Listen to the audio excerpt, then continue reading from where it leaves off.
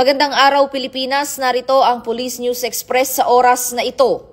Sunod-sunod na pagyanig ang naitala ng Philippine Institute of Volcanology and Seismology ngayong linggo, Oktubre 12 ngayong taon sa iba't ibang bahagi ng Visayas at Mindanao.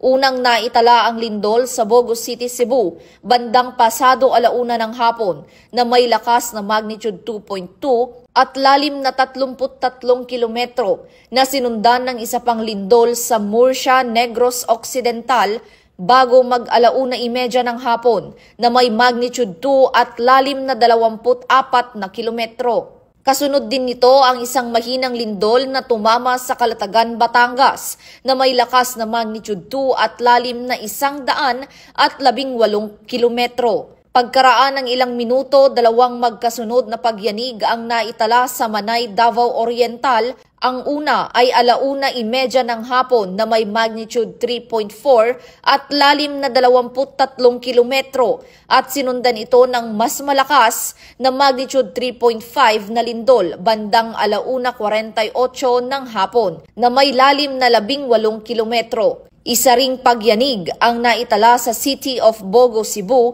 bandang 1:30 ng hapon na may magnitude 2.8 at lalim na 2 kilometro. Sa kabuuan, 6 na lindol ang sunod-sunod na naitala sa loob lamang ng 30 minuto sa iba't ibang bahagi ng bansa. Wala namang naiulat na pinsala o inaasahang aftershock mula sa mga naturang pagyanig. Patuloy na pinapaalalahanan ng PHIVOLCS ang publiko na manatiling kalmado at maging handa sa anumang posibleng paggalaw ng lupa.